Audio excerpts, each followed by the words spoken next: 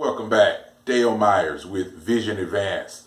Today we're going to talk about sales, specifically the sales process. I've always fashioned myself to be pretty good at sales. I'm a fairly good listener. I can strike up a conversation, make people feel comfortable, and those are certainly some components of the sales process, but it's just that, a process. And a lot of you guys who are running your business right now, you go out and do sales, or when the sales come to you, you have that conversation, but you need a sales process such that every time you have a customer, doesn't mean that you have a script, but you've thought out all the different ways that your customer can interact with you, and you move them towards buying from you. You convince them that your product is the best one to fulfill their wants, needs, based on all of the information that you have. So we're going to talk about what are the components of the sales cycle. And again, you need one particularly, you need one just in general. You need to have thought this all the way through. But then when you start saying, I'm going to go out and get other people to help me build my business, well, you don't want one person talking about one aspect of the product or service, and then somebody else talk about something totally different. When you have a sales process, everyone is on the same page about what the unique features and benefits are, what are the objections. So having said all of that, let's jump into it. Step one, like you may have thought, prospecting. Prospecting. Who are the prospects? Who are the people that are likely to use my product? They have an interest in my product or my service. This can be old school cold calling, walking up, introducing yourself to people. You could use direct marketing. There are lots of different ways you can do your prospecting. All right. So that's step one. It's always the first step. It's necessary. Even if you have a very good funnel, sometimes we're still just prospecting. All right. Next up, after we've prospected, so I've identified you as someone that could benefit from my product or service. So again, I'm not out here trying to just find everybody. Based on my previous market research I've done, I kind of know who my general customers are, what their demographics or psychographic information is. And so I've asked the right questions. And now, step number two here, we want to build trust, rapport. You've probably heard it said, because I know I say it often, people do business with those they know, like, and trust. If you're going to sell something to me, I need to be able to somewhat trust you. Along the way, you make me feel comfortable that you have identified my needs. And that's step number three. We have to ask enough questions. Ask questions. Do not do all the talking, guys. Ask questions. We're identifying needs here. That's the key point. What are their wants and needs? What are most important to them? Now, again, you've done some of your market research already, so you have a pretty good idea. But just listen. Maybe they'll give you some more information. What you'll find out, if I know that in general 6 things are important, well, with this customer, number 5 is the most important.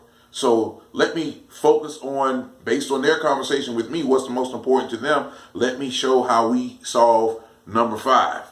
Whereas other people, I may need to talk about number 1 or number 2. So listen, guys, that cannot be overstated enough. Question number 4, after we've identified the needs, we're going to make some form of a presentation. And let me step back. When we talk about the needs, guys, this has to be about the customer, not about you. Again, the goal is not for you to sell your product to everyone. Your goal is to find the people that really need what you desire. Your problem, your product or service is the solution to their existing problem. All right?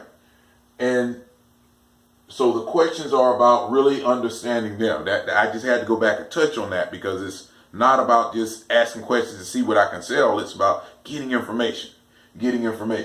All right, so then now that I have my information, I make my presentation. I talk about my features and the benefits and describe the different ways in which I can solve my customer's problem. And then I begin to separate myself from my competition, and I talk about, well, this is what mine does and how some of the others in the marketplace do this. All right. We all have to differentiate our product from our competition and from the substitutes for our product or service. And then number 5, because we actually, I don't know if I said that up front, this is a 7-step process.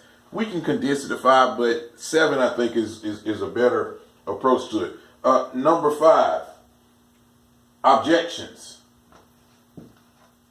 I'm writing objections because they're always present, but it's 2 parts to it.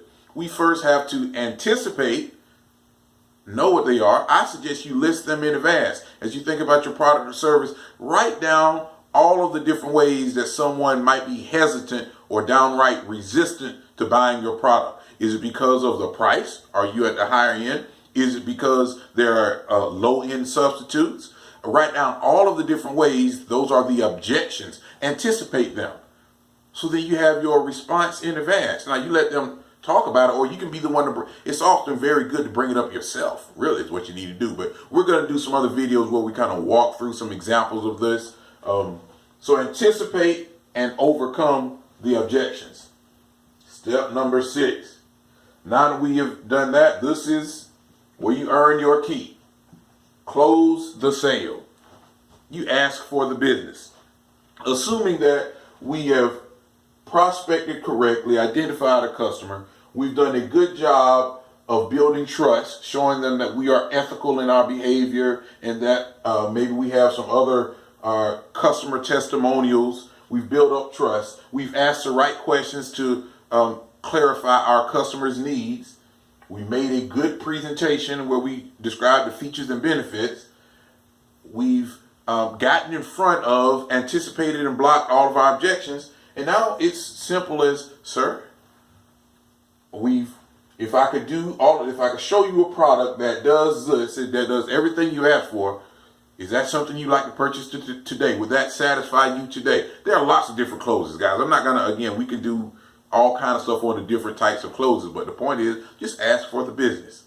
Ask for the business.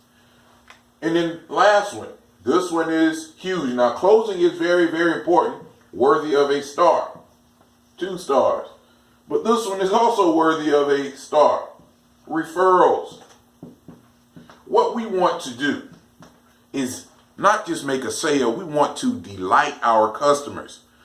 I like to say, let's think of the 5th sale first. I don't want to sell them one product. I'm thinking about how can I delight them so much that they'll keep coming back and buy over and over again, and maybe go out and tell 5 or more people about how great I treated them today. So when you do that, they will happily refer other people to you, or at a minimum, you just ask them for a testimonial of some sort. All right. So again, 7 steps to the sales cycle. We need to do some prospecting. We need to build trust and rapport very quickly. We want to ask clarifying questions to understand our customers' needs and wants. Make a great presentation. Anticipate, overcome, or block those objections. Ask for the business. Close it. Treat them so great that they happily refer business to us.